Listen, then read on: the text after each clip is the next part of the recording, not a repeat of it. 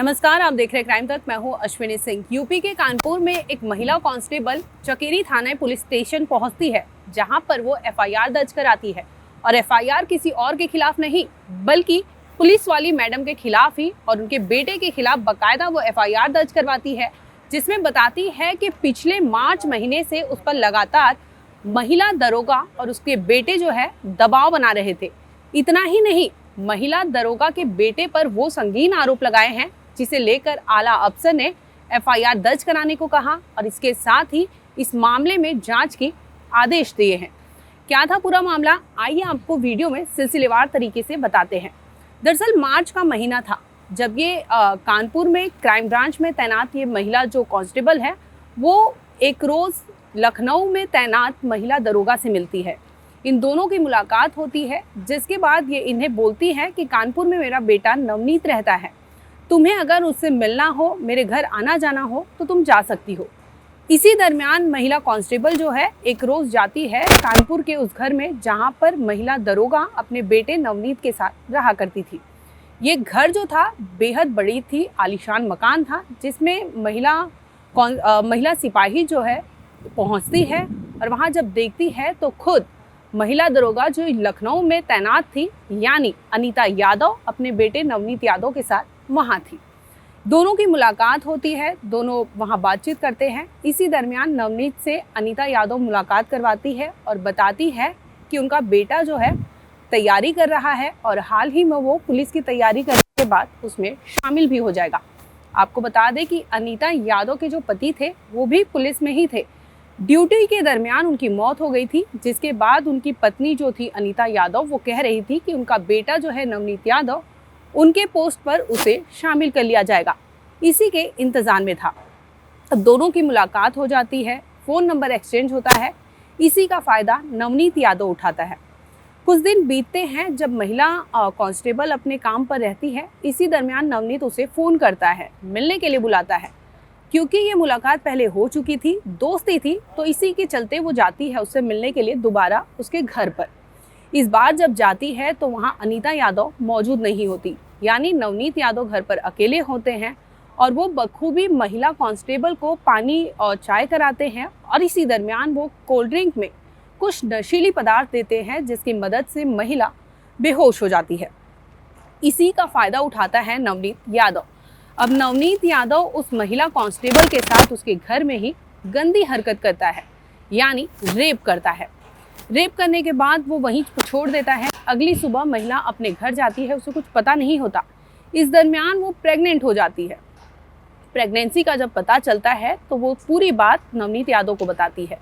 नवनीत यादव डर जाता है, उसे कहता है कि तुम अभी इसके काबिल नहीं हो, तुम अभी प्रेगनेंसी कर नहीं सकती और हमने अभी शादी नहीं की है, जिसकी वजह से उसे वो बहला फुसलाकर एबॉर्शन के लिए मजबूर कर देता है।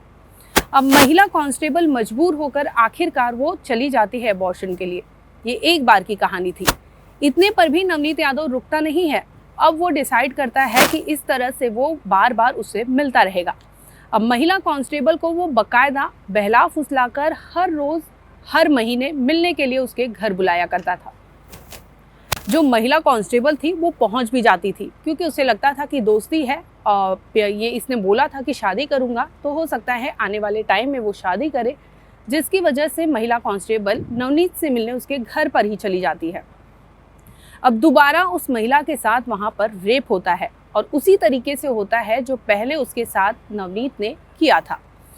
अब वापस रेप करता है। इस बार भी महिला प्रेग्नेंट हो जाती है।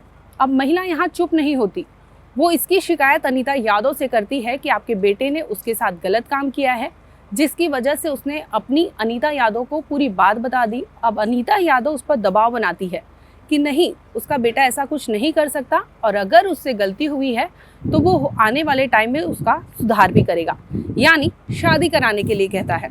अनीता यादव महिला कांस्टेबल से कहती है कि वो अपने बेटे नवनीत यादव से उसकी शादी करा देगी, जिससे बहला फुसला कर दोबारा से एबॉर्शन के लिए उसे तैयार कर लिया जाता है। दोबारा से वो लड़की वहाँ पर एबॉर्शन के लिए पहुँचती है और उसका एबॉर्शन कर भी दिया जाता है। अब महिला कांस्टेबल को पता था कि उसके साथ गलत चीज़ें हो रही है। वो लगातार जो लखनऊ में तैनात महिला सिपाही थी उनसे कहती है कि अब शादी करनी होगी, नहीं तो मैं जाकर पुलिस थाने में शिकायत दर्ज कराऊंगी। इस पर महिला सिपाही डर जाती है। वो कहती है कि ठीक है, तुम्हारी शादी कर देंगे, और झूठी शादी रचा डालती है।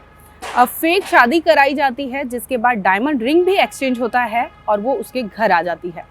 अब मामला यहाँ रुकता नहीं है। अब यहाँ पर जब वो अपने ससुराल पहुँचती है तो यहाँ पर उसे प्रताड़ित किया जाता है, यानी उस पर फिजिकल असॉल्ट किया जाता है, उसे टॉर्चर किया जाता था।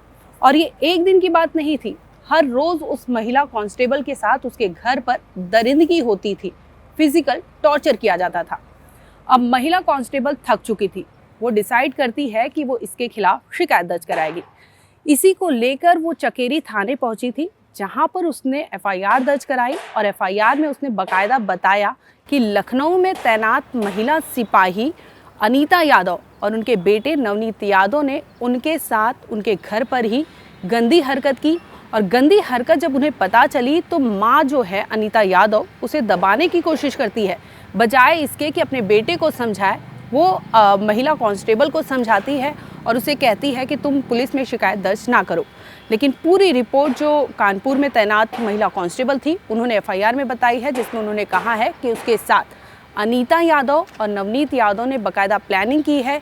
इतना ही नहीं, जिस तरह से वो घर पर दरिंदगी करता था, इसके वीडियोस भी उसने बना के रखे थे, जिसे बाकायदा वो ब्लैकमेल करके मजबूर करता था महिला कांस्टेबल को उसके घर पर आने को। और यही फ़ायदा उठाता था। वो घर पर आती थी, उसका वीडियो रिकॉर्ड करता था और अगली बार उसे दिखाकर इस तरह से ब्लैकमेल करता था कि महिला कांस्टेबल फिर से वहाँ पर आ जाए। फिलहाल आपको बता दें कि इस मामले में पुलिस ने एफआईआर दर्ज करा ली है और आला अफसर ने ये आदेश दिए हैं कि क्योंकि मामला पुलिस खेमे से जुड़ा हुआ था, तो आला अफसर ने इसमें आदेश दिया है कि सही तरीके से और सही रूप से इस मामले में जांच हो। फिलहाल आपको बता दें कि इस मामले में पुलिस ने एफआईआर दर्ज कर ली है और ये एफआईआर कानपुर के चकेरी थाने में दर्ज है।